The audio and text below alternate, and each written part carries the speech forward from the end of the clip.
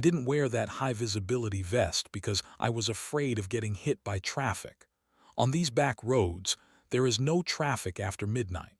I wore it because I wanted to be seen. I wanted any poachers or hunters out there to know I was a man, not a deer. But looking back, I think the bright colors just made it easier for him to find me. People say the Irish wilderness is empty, just 20,000 acres of sinkholes and oak trees. They'll tell you the only predators left in Missouri are bobcats and black bears. But bears don't stand 8 feet tall on their hind legs. Bears don't have a chest wide enough to block a Chevy Silverado. And a bear definitely wouldn't stand in the middle of the asphalt, under the flashing amber lights, daring me to make the first move. I know what walked out of the timber that night. It wasn't a wolf, it wasn't a bear, and it's the reason I quit the night shift for good. My name is Jacob Bentley. For 10 years, I worked as a storm response contractor for the rural electric cooperatives down here in south-central Missouri. It's the kind of job that sounds simple on paper. When the storms roll through and knock the power lines down into the hollers, I'm the guy they send to assess the damage before the repair crews roll in. I cleared roads, flagged down lines, and made sure the route was safe. It's lonely work. You're out there in the worst weather, miles from the nearest town, with nothing but the hum of the heater and the crackle of the dispatch radio. I liked it that way. I grew up in these woods, I respect them. I always thought that if you respected the land, it would leave you alone. But that October, a heavy system stalled out over the Irish wilderness.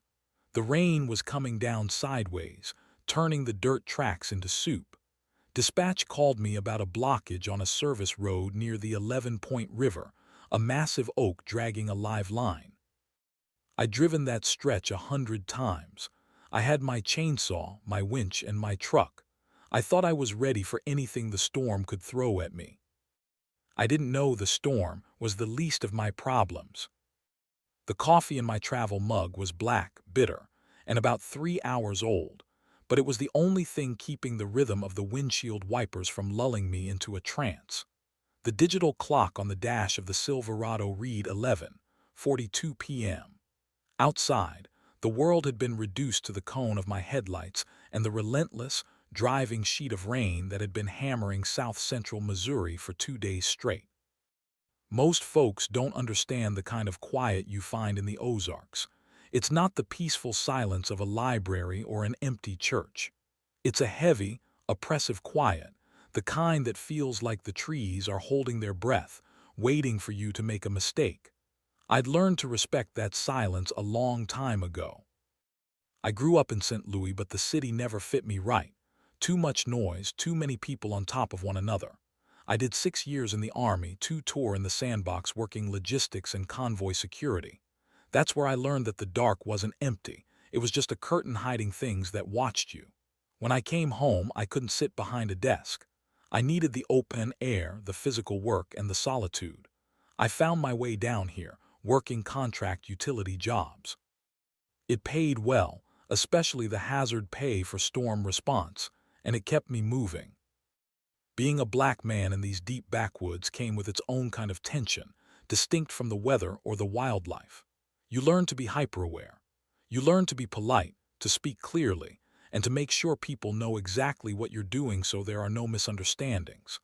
That's why I kept the amber light bar on the roof running even when I wasn't actively clearing a line, and it's why I wore the high-visibility vest every time I stepped out of the cab. I wanted to be seen. I wanted no ambiguity about why I was parked on a gravel road at midnight. This weekend was supposed to be my time off, my pass. I had plans to head up toward Rolla, maybe get some fishing in before the water levels rose too high. But then the system stalled. The forecast shifted from a passing squall to a deluge, and the call came in from dispatch. We got a situation down in the Irish. The dispatcher, an older woman named Marge, had crackled over the radio earlier that evening. Lines down on County Road 19. It's a dead end, but there's an old hunting camp at the bottom, and the meter is pinging an outage. It's deep in there, Jacob. You the only one with a rig nearby who knows that sector." I could have said no. I could have told them to send a crew in the morning when the sun was up and the mud wasn't knee-deep. But the overtime was triple pay, and honestly, there was a part of me that preferred the storm. There's a clarity to working in bad weather. The world shrinks down to the immediate problem: the tree, the line, the saw, the winch. Everything else, the politics, the bills, the noise, just washes away. So I took the ticket. I turned off the state highway and onto the gravel track that marked the boundary of the Irish wilderness. The tires crunched over the wet limestone, the sound muffled by the roar of the rain on the roof. The Irish wilderness is rough country, 20,000 acres of karst topography, sinkholes, and dense oak hickory forest that hasn't changed much since the 1800s. It's a place where GPS signals go to die, and where the shadows seem to stretch a little longer than they should. The deeper I drove, the more the isolation set in. The cell signal bars on my phone dropped from 2 to 1 to no service. I was officially off the grid. The trees crowded the road here, their branches forming a tunnel that swallowed the truck's high beams. Every few hundred yards, the amber strobe on my roof would catch the wet leaves, painting the forest in brief, rhythmic flashes of yellow and black. I reached for the radio handset to check, in one last time, before I lost repeater range. "Dispatch, this is Unit 4, turning onto County Road 19, losing signal. ETA to the site is 20 mics." Static hissed back at me for a second before Marge's voice cut through, sounding distant and tinny. "Copy that, Unit 4. Be advised, Highway Patrol had a report of something on the road near that sector earlier. Probably just livestock, but keep your eyes peeled." "Copy, Marge, watch for cows, Unit 4 out." I hung up the mic, chuckling to myself. Livestock. In this weather, any cow with half a brain was huddled up in a barn or deep in a cedar thicket. But that was the thing about these woods: people saw things. Shadows, shapes, eyes. Usually it was just the mind playing tricks, the result of fatigue and isolation. I didn't believe in ghost stories. I believed in physics, in tension loads on cables, in the bite of a chainsaw chain. I shifted the truck into four-wheel drive as the gravel gave way to a rutted dirt track. The mud was slick, greased by the limestone dust, and the back end of the heavy Silverado fishtailed slightly before the tires bit down. I tightened my grip on the wheel. The suspension groaned as I navigated a washout, the headlights bouncing wildly against the wall of trees. I was focused on the road, watching for the downed oak Marge had described. I wasn't looking for monsters. I wasn't looking for anything that defied the laws of nature. I was just a man doing a job, trading my weekend for a paycheck, driving deeper into a darkness that felt suddenly, inexplicably, like it was watching me back. The air inside the cab felt heavy, despite the AC blasting to keep the windows from fogging. I cracked the window just an inch to let in the smell of the storm, that scent of ozone, wet earth, and crushed pine. But underneath it, faint and fleeting, was something else. A musky, copper tang that pricked the hairs on the back of my neck. I ignored it. I pressed the accelerator, pushing the truck further into the hollow, unaware that I was crossing a threshold I would never be able to uncross. The county road didn't so much end as it surrendered to the geography. The gravel dissolved into a slurry of clay and softball-sized chert, forcing me to wrestle the steering wheel just to keep the Silverado from sliding into the drainage ditch. Ahead, the headlights washed over a jagged wall of white limestone that jutted out of the hillside like the exposed spine of the mountain. This was the ridge the old-timers warned about, a steep, unforgiving spine of rock that separated the civilized world from the deep, untamed belly of the Irish wilderness. I brought the truck to a halt about 50 yards from where the power lines vanished into the thick canopy. The blockage Marge had mentioned wasn't just a tree. The storm had triggered a minor slide, spilling a chaotic jumble of shale and oak limbs across the track. The truck wasn't going any further. I killed the engine, but left the electrical system running. The rhythmic of the amber, light bar on the roof became my heartbeat, casting rotating shadows against the wet cliff face. I took a breath, steeling myself against the humidity, and opened the door. The roar of the rain was immediate and deafening, a relentless static that drowned out everything else. I stepped out, my boots sinking an inch into the mud, and pulled my collar up against the chill. This was the part I loved, though I rarely admitted it. There is a specific kind of satisfaction in standing where most people wouldn't dare go, equipped to handle it. I moved to the truck bed, unlocking the side toolbox with a practiced rhythm. I wasn't setting up a hunting blind, but the ritual was the same.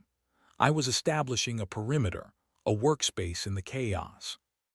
I grabbed my hard hat, clicking the headlamp on, and slung the heavy coil of climbing rope over my shoulder. I checked my belt, lineman's pliers, voltage detector, radio, bear spray.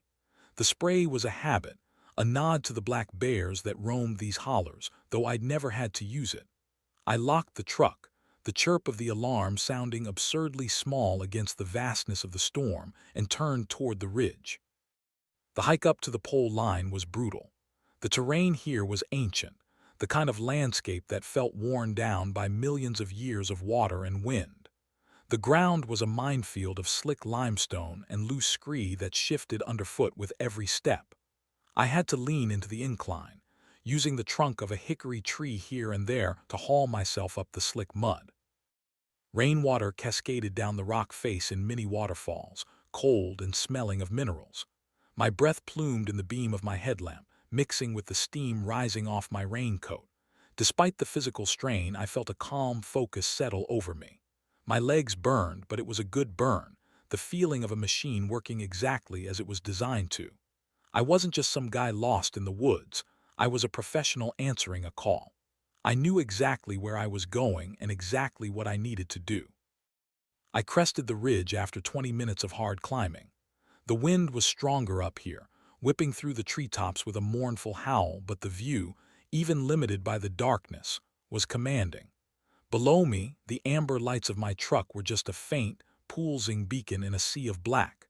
Ahead, the right-of-way for the power lines cut a scar through the forest, a narrow alley of clear-cut timber that stretched into the void.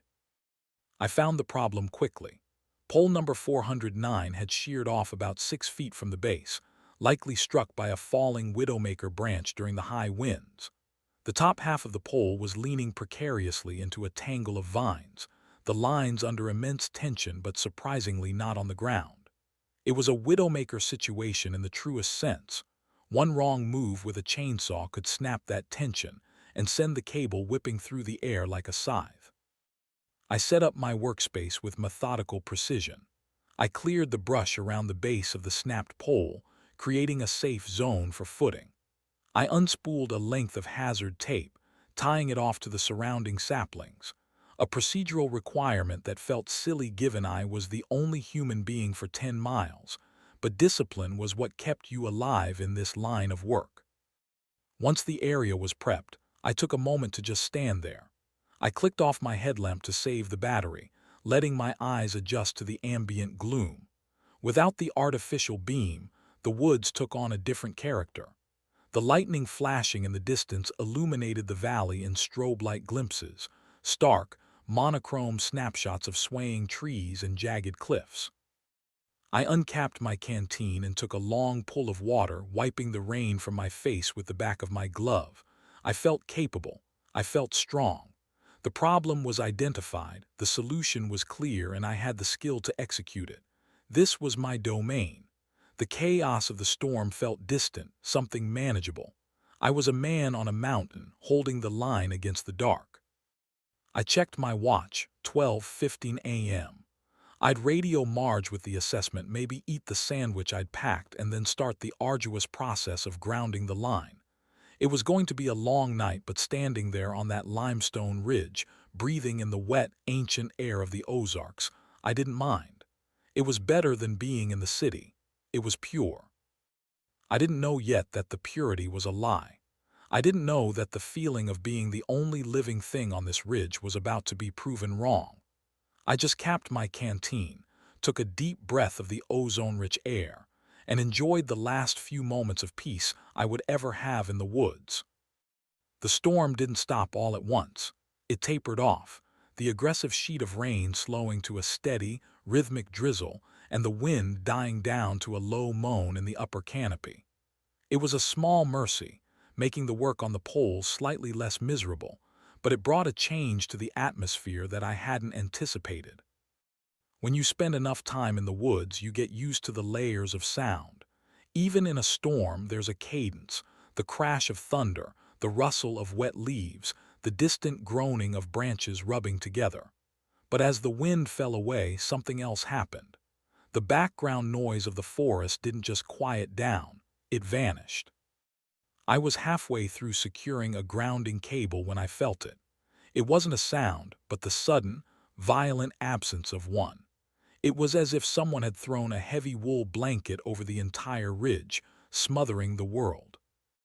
I paused, my pliers clamped onto the copper wire, and tilted my head, listening. Usually, when a storm breaks like that in the Ozarks, the woods wake up immediately. The tree frogs start chirping to reclaim their territory, the owls call out to re-establish their boundaries, and you can hear the skittering of raccoons or armadillos rooting through the wet leaf litter. The forest is alive, and it's noisy. But there was nothing. No frogs, no crickets, no distant coyote yips. Even the water dripping from the oak leaves seemed to hit the limestone with a muffled, dead thud.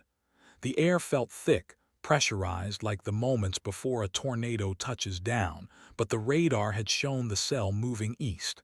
This was something else. Dead air, my grandfather used to call it. He taught me to hunt in these same hills when I was a boy. When the woods go quiet, Jacob, he'd say, it means the boss is walking. I tried to shake the memory off, forcing a chuckle that sounded too loud in the stillness. Get it together, Bentley, I muttered. My voice didn't echo, it just fell flat, absorbed instantly by the dark timber. I wiped the fog from my safety glasses and scanned the perimeter with my headlamp. The beam cut a sharp, white cone through the mist, illuminating the wet bark of the hickories and the tangled underbrush of greenbrier and sumac. Everything was motionless. The shadows stretched long and distorted behind the trees, shifting slightly as I turned my head.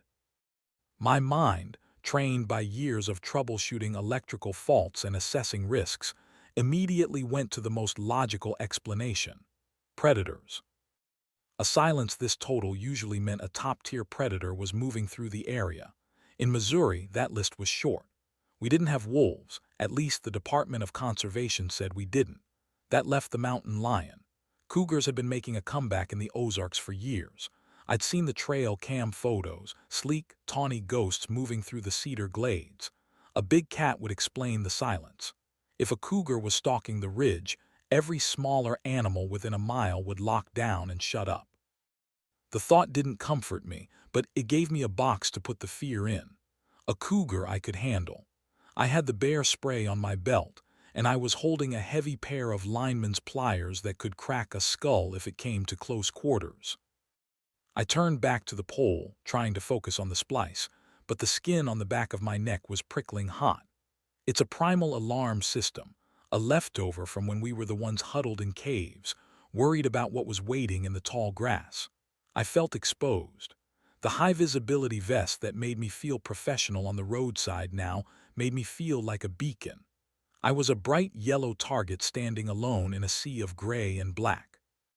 I found myself working faster, my movements becoming jerky. I fumbled the connector, dropping a nut into the mud.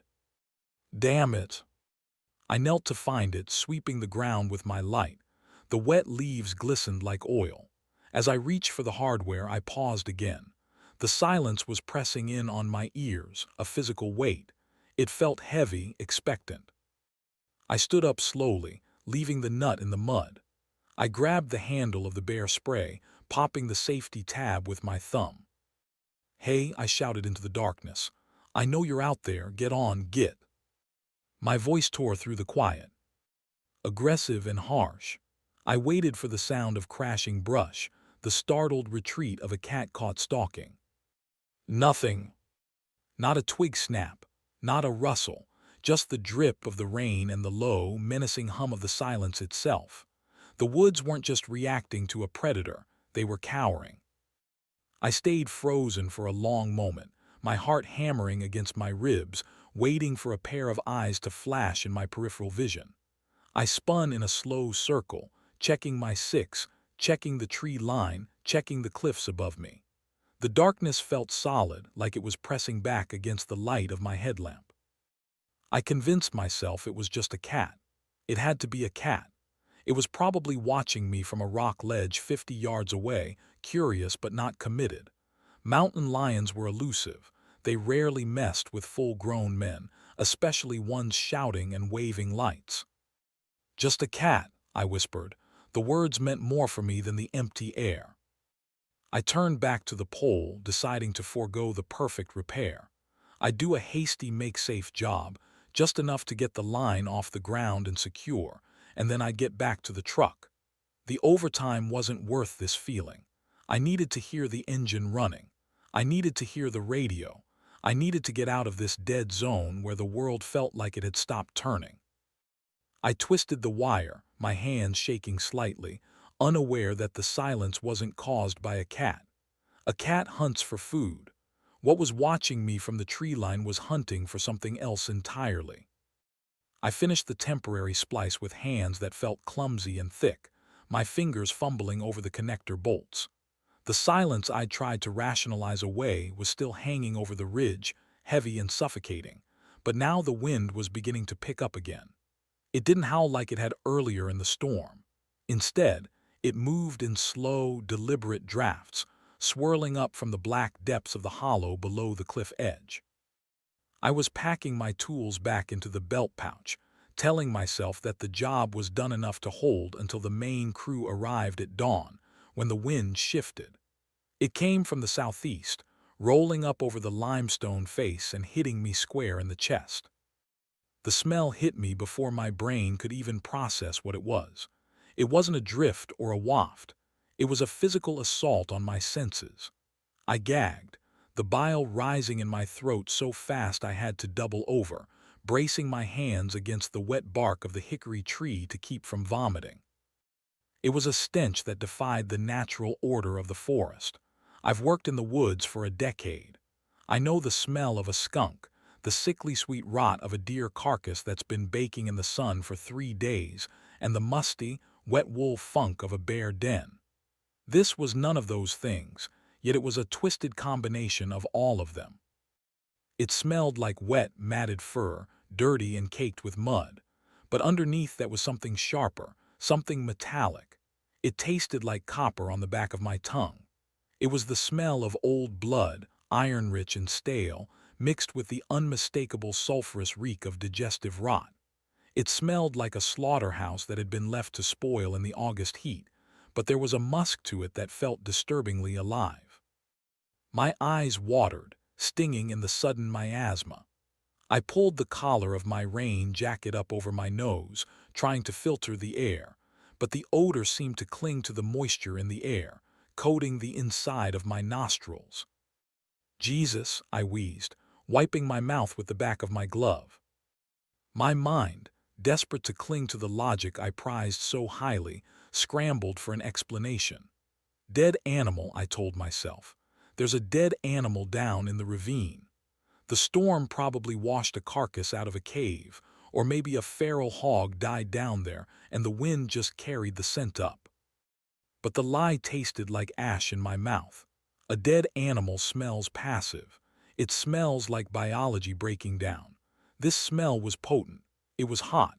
It carried the chemical signature of adrenaline and testosterone, a musk so aggressive it felt like a territorial marker. It didn't smell like something that had died. It smelled like something that killed. I stood up, fighting the wave of primal nausea that was rolling through my gut. It was a visceral reaction, deeper than just disgust. It was a biological alarm bell ringing in the lizard brain at the base of my skull. Every instinct I had, buried under years of civilization and technical training, was screaming at me to run. It was the same feeling you get when you look down a sheer drop and your stomach flips, a rejection of immediate danger. The cougar theory evaporated instantly. Cats are clean animals. They groom themselves obsessively. Even a wet mountain lion smells like wet fur and pine needles. They don't smell like a grave. They don't smell like this. I swung my headlamp toward the edge of the ridge, where the smell was flowing from. The beam cut through the mist, illuminating nothing but the swaying branches of the understory and the endless dark beyond. But the scent was getting stronger, thicker, as if the source was moving closer, riding the updraft. The silence of the woods suddenly made terrifying sense. The crickets and the frogs hadn't gone quiet because of a cat. They had gone quiet because of this. Whatever was exuding that cloud of pestilence was something that didn't belong, something that polluted the air just by existing. I fumbled for the bear spray again, my fingers slipping on the plastic canister. The calm, competent utility contractor was gone. In his place was a man standing alone on a rock in the middle of nowhere, choking on the scent of a nightmare. I realized then that I wasn't just dealing with a predator. I was dealing with something wrong. I turned back to the pole, grabbing the rest of my gear in a panic. I didn't care about the hazard tape anymore. I didn't care about the protocol. I just wanted to get back to the truck, to the sealed cab, to the air that didn't smell like wet dog and copper. As I turned to start the descent, the wind shifted one last time, swirling around me, and for a split second, the smell intensified to an unbearable degree, as if the thing had just exhaled directly onto the back of my neck. The nausea buckled my knees and I stumbled, sliding a few feet in the mud. I scrambled up, panting, my heart hammering a frantic rhythm against my ribs, and began the slide down the ridge, moving way too fast for the terrain, driven by a terror that didn't need eyes to see what was coming. I didn't walk down that ridge. I survived it. The descent was a blur of sliding shale and grabbing at roots, my boots tearing through the slick leaf litter as gravity did most of the work. I was moving with a reckless lack of caution that would have got me fired on any other night, but the stench of copper and rot had triggered a flight response I couldn't override. I bottomed out in a narrow ravine about halfway between the ridge and the road. It was a washout, a natural drainage ditch carved by centuries of runoff, now swollen with a few inches of muddy water from the storm. My feet went out from under me as I hit the clay, and I landed hard on my hip, the impact jarring my teeth. I lay there for a second, gasping for air, the cold water soaking instantly through the seat of my pants.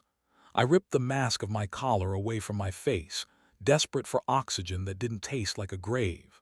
Down here in the cut of the land, the air was slightly cleaner, the wind blocked by the steep embankments on either side. But the silence remained. It was heavy and suffocating, pressing against my eardrums. "Get up, Jacob," I hissed through clenched teeth. "Get to the truck, get gone." I rolled onto my knees, planting my hands in the muck to push myself up. The mud here was thick, red clay softened to the consistency of peanut butter by the rain. As I pulled my right hand free, the suction making a wet, popping sound, the beam of my headlamp swept across the ground in front of me. I froze. The light caught a disturbance in the smooth surface of the clay, right where the water line met the bank. It wasn't the chaotic slide mark of a boot, and it wasn't the cloven divot of a white-tailed deer. It was a track, a single, distinct impression pressed deep into the mud. My first instinct was bear. The Ozarks have plenty of black bears, and in this soft ground, a big boar could leave a print that looked monstrous. I tried to latch onto that thought, to use it as an anchor against the panic. Just a bear, a big, wandering bear. I leaned closer, wiping the rain from my eyes, and the anchor snapped. The track was huge, easily 14 inches long and wide enough to swallow a dinner plate, but it was the anatomy that stopped my heart. A bear's paw is flat and wide, with 5 toes arranged in a rough arc and claw marks that sit well ahead of the pads. This wasn't that. The impression was deep, terrifyingly so. The heel had driven down into the clay with a force that suggested immense weight, compacting the mud until it was almost stone-hard at the bottom of the print. But there was no broad, flat pad. Instead, the heel tapered into what looked like a long, extended foot, ending in toes that were too long, too articulated. They didn't look like animal pads. They looked like fingers. They were splayed out, gripping the mud, with deep gouges at the tips where claws had hooked into the earth for traction. But the detail that made my stomach turn over, the thing that my brain refused to process, was the midsection of the print. Where the ball of a foot or the pad of a paw should have been, there were two distinct, heavy indentations. They were oval-shaped and parallel, pressed deep into the clay. I stared at them, blinking, trying to make the geometry make sense. And then, with a sick jolt of recognition, I realized what I was looking at. Knuckles. I held my own hand up in the light, curling my fingers into a fist, and looked back at the mud. The match was undeniable. Whatever had made this track hadn't been walking on its palms or its paws. It had been moving on its knuckles, using its front limbs like crutches to support its massive upper body weight. It was a gait I'd seen in documentaries about silverback gorillas, but gorillas don't live in Missouri. Gorillas don't have claws that dig 2 inches into compacted clay, and gorillas don't have a heel structure that looks disturbingly, impossibly human. I looked up the ravine following the direction of the track. About 5 feet away I saw another one, then another. They were spaced far apart. The stride length was enormous. The creature wasn't running, it was stalking. It was moving with a slow, heavy deliberation, prowling the drainage ditch parallel to the road. I reached out and touched the edge of the nearest print. The mud was still slowly collapsing inward. The water in the bottom of the impression hadn't cleared yet. It was still swirling with silt. It was fresh, minutes fresh. The realization hit me like a physical blow. The thing wasn't on the ridge behind me. It hadn't been up there with the smell. The smell had drifted up to me. The thing was down here. I scrambled backward, crabbing away from the print until my back hit the limestone wall of the ravine. My breath was coming in short, sharp hitches that I couldn't control. I ripped the bear spray from my belt, the canister feeling like a toy in my hand.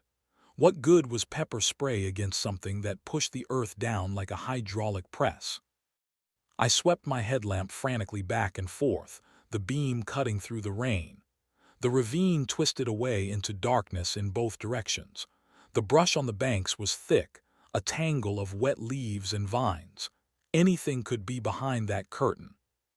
The logic of the utility contractor was gone. The logic of the hunter was gone. All that was left was the prey. I stared at that impossible print, that hybrid nightmare of primate dexterity and predatory power, and I knew, with a certainty that chilled my blood deeper than the rain ever could, that I was trespassing.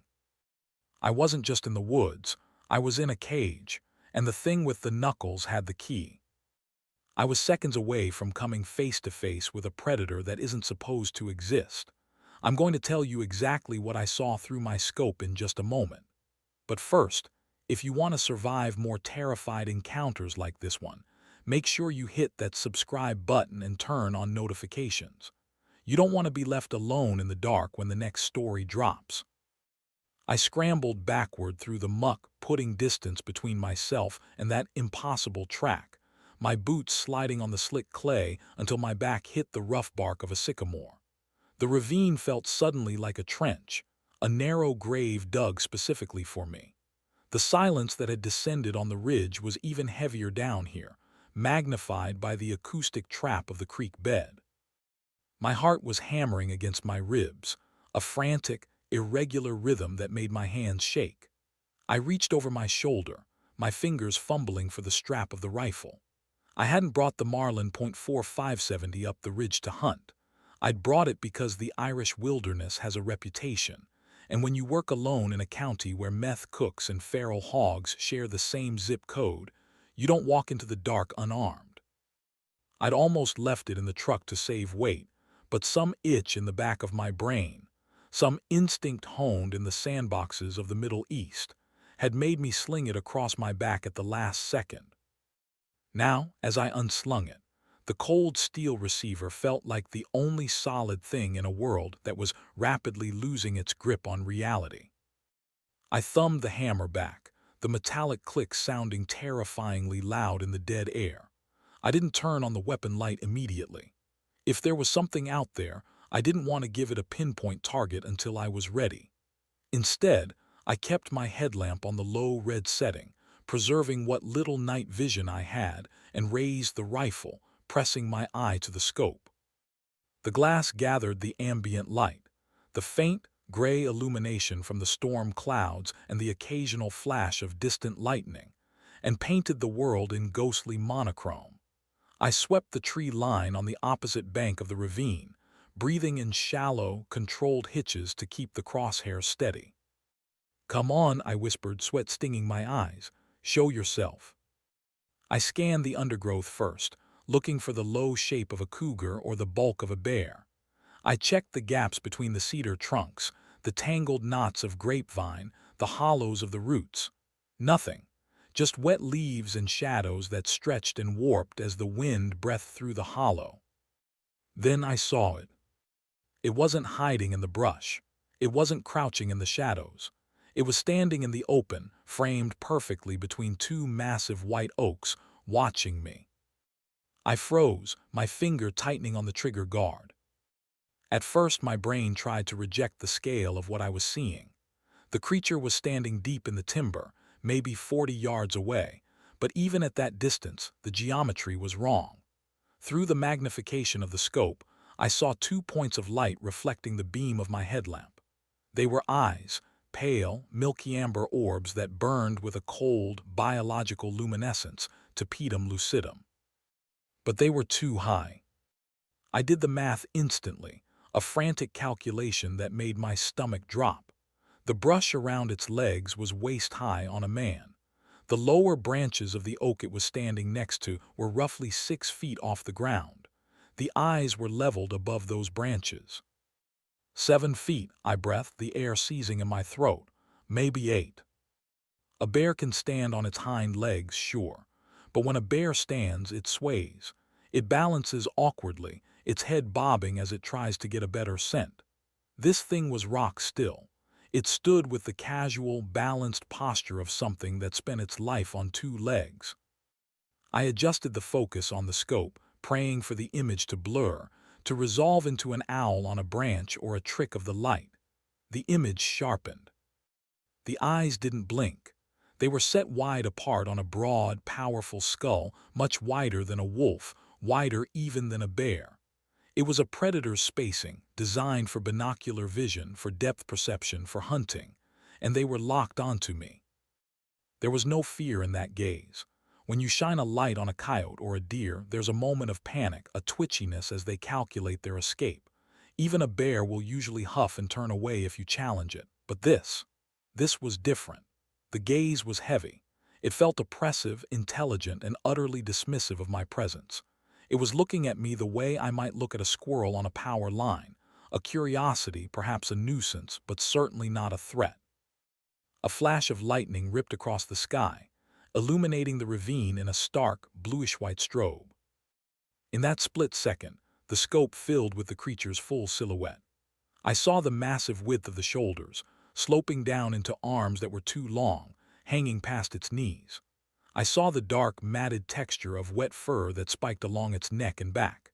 And I saw the muzzle, a long, canine snout that seemed to be curled slightly, revealing the white flash of teeth that looked less like a dog's grin and more like a human sneer. Then the lightning died and the world plunged back into the gray gloom, but the eyes remained. 2 pale coins floating in the dark, unblinking, unmoving. The shaking started in my hands and traveled up my arms until the scope picture began to dance. I lowered the rifle slightly, looking over the top of the optic, hoping that my naked eyes wouldn't see it. But they did. The faint reflection was still there, burning through the mist. It knew I saw it. It wanted me to see it. A low sound began to emanate from the other side of the ravine. Not a growl, not a roar, but a deep, thoracic vibration that I felt in the soles of my boots more than I heard with my ears. It was a sub-bass rumble, like a large generator starting up underground. The water in the puddle near my feet rippled in response. I took a step back, the mud sucking loudly at my heel. The eyes shifted instantly, tracking the movement. "I see you," I said, my voice cracking, sounding pathetic against the size of the thing. "I see you." The creature didn't recoil. It didn't charge. It just tilted its massive head slightly to the side, a gesture that was terrifyingly inquisitive. It was analyzing me. It was waiting to see if I would run or if I would die standing still. I realized then that my rifle, my high-vis vest, my technical training, none of it mattered. I was looking at something that had ruled these woods long before the first power line was strung, long before the first road was cut. I was looking at the old world, and the old world was hungry. The lightning flashed again, a jagged strobe of white fire that seared the afterimage of the trees into my retinas. In that split second of illumination, the darkness between the white oaks didn't just shift, it separated. The creature stepped out from the sanctuary of the timber, moving into the open space of the ravine floor. It didn't rush. It didn't charge with the frantic energy of a bear protecting a cub or a boar surprised in the brush. It moved with a fluid, liquid grace that made my stomach churn, because nothing that size should have been able to move that quietly. It came out on all fours, but the motion was all wrong for a canine. A wolf trots, its spine stays relatively level. This thing moved with a rolling, undulating gait, its massive shoulders pumping like pistons. It was knuckle-walking, using its front limbs to pull the rest of its bulk forward, its back arched in a steep, muscular slope. It reminded me of a silverback gorilla, but where a gorilla is round and herbivorous, this was lean, corded muscle and predatory intent. I lowered the rifle just an inch, my brain refusing to process the biology of what I was seeing. The beam of my headlamp, still on the low red setting, caught the texture of its coat. It wasn't the sleek fur of a deer or the shaggy wool of a bear. It was coarse, wiry, and pitch black, absorbing the light rather than reflecting it. It looked like a suit of armor made from steel wool and shadows, matted in places with mud and burrs from the deep brush. It stopped about 30 yards away, right at the edge of the creek bed. The water rushed over the stones between us, a pathetic 3-inch barrier against a nightmare. Then slowly, deliberately, it changed. The creature shifted its weight back onto its haunches. I heard the wet squelch of the mud as its rear feet dug in for purchase. The massive front limbs lifted off the ground, the knuckles uncurling to reveal hands, long, dark, leathery hands with fingers that twitched and flexed. It rose. It just kept going up. It unfolded like a siege engine, joint by popping joint, until it was towering over the ravine. I am 6'2". I've stood toe-to-toe with big men in bar fights and on deployment. But as this thing reached its full height, I felt like a child. It had to be pushing 8 feet, easily. Its head cleared the lower canopy of the dogwood trees, brushing against the wet leaves. The torso that was revealed was terrifyingly humanoid. It had a chest like a barrel, wide and deep, tapering down to a narrow, V-shaped waist. The muscles under that dark fur were clearly defined, shifting and rippling with every small movement. It looked like a bodybuilder's physique grafted onto a wolf's frame, a biological contradiction that screamed wrongness at every instinct I had. But it was the head that froze the blood in my veins. It was fully canine, sitting atop that ape-like body with a thick, powerful neck. The muzzle was long and tapered, ending in a wet black nose that twitched as it tasted the air. The ears were high and pointed, swiveling independently to catch the sound of my breathing, the rain, the clicking of my rifle safety. Its jaw was slightly open, and I could see the gleam of white, serrated teeth, not just fangs, but a mouth full of tearing tools designed to snap bone. And yet it didn't roar. Every monster movie tells you the beast screams at the hero. It beats its chest. It announces its rage. But the Dogman didn't make a sound. It didn't growl. It didn't posture. It simply stood there, its long arms hanging loosely at its sides, the claws on its fingers nearly touching its knees. It just watched me. Those pale, amber eyes were locked onto mine with an intensity that felt physical. There was no animal panic in them. There was no instinctual fear of the man with the gun. Instead, there was a cold, calculating intelligence. It was studying me. It was assessing the rifle in my hands, the vest on my chest, the way my knees were knocking together.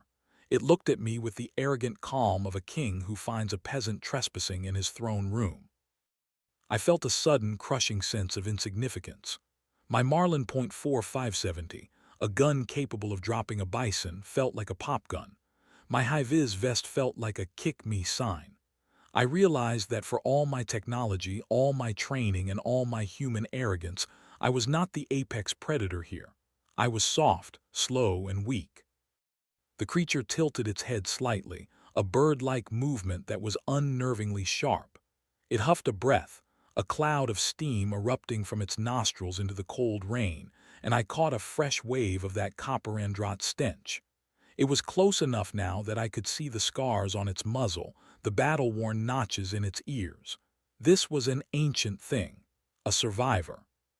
It took one step forward, its foot splashing into the creek water. It wasn't an attack, it was a test. It was daring me to do something about it. I stood paralyzed, the rain running down my face, mixing with the cold sweat of absolute terror. I knew that if I turned and ran, I would die. I knew that if I raised the rifle and missed, I would die.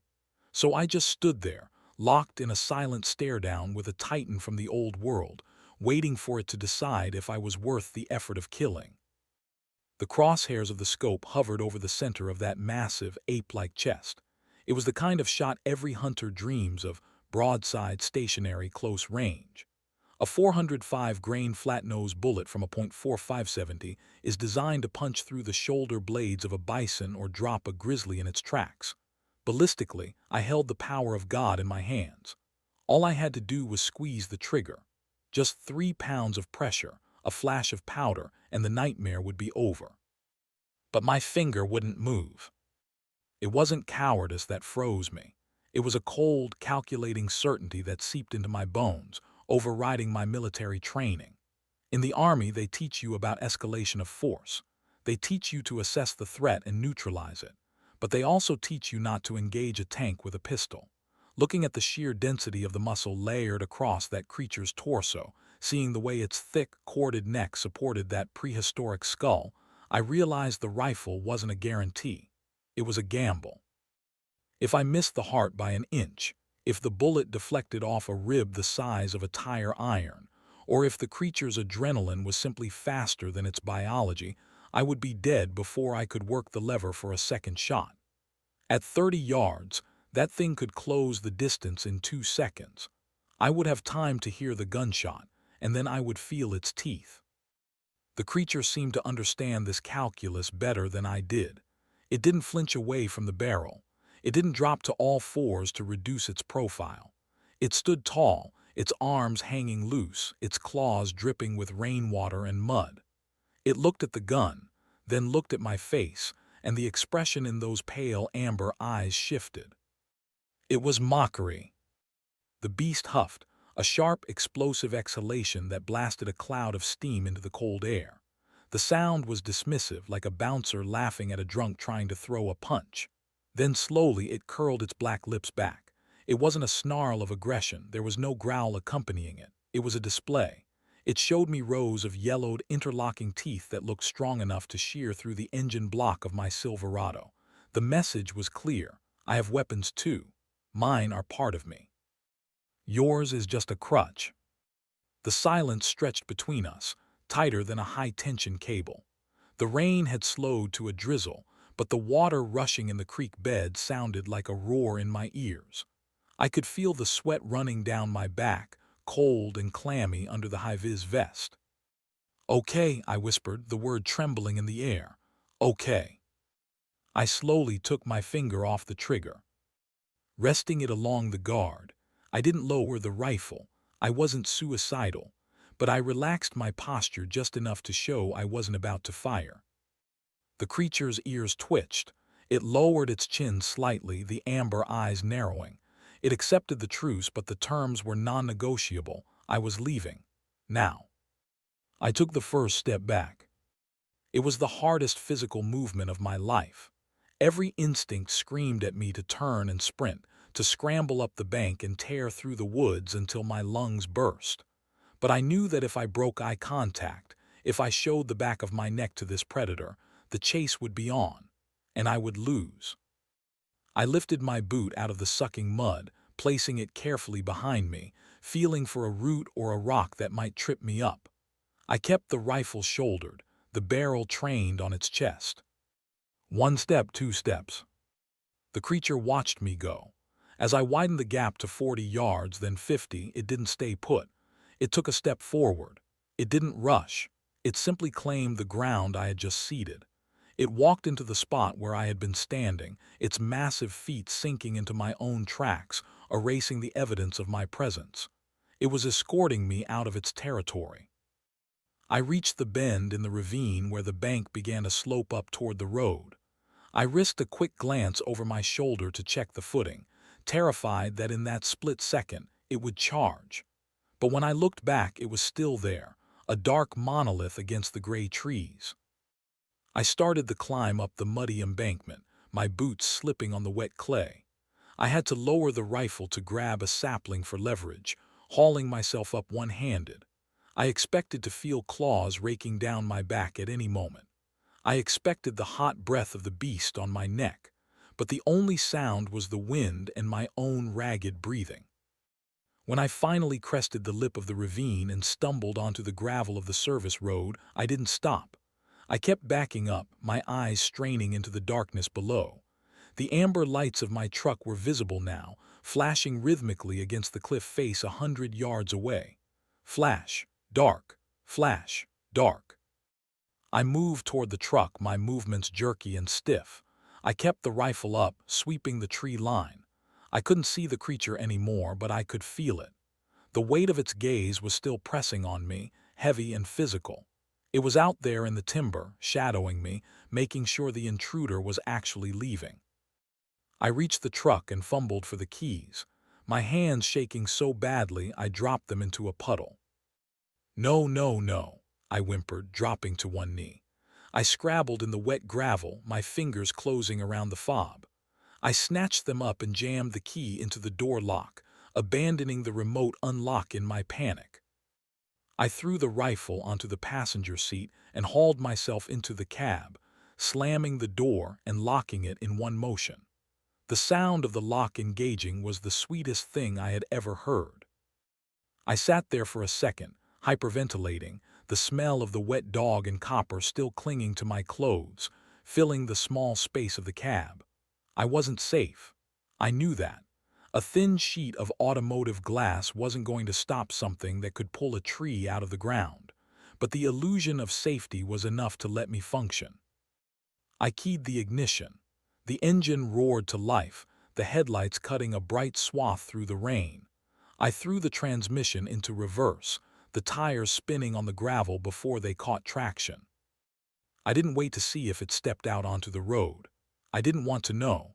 I just wanted to put miles of asphalt between me and the Irish wilderness. I wanted to see streetlights. I wanted to see other people.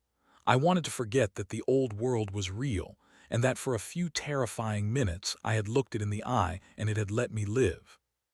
The tires of the Silverado fought for purchase on the slick clay as I threw the truck into drive, the rear end fishtailing violently before the tread bit into the gravel.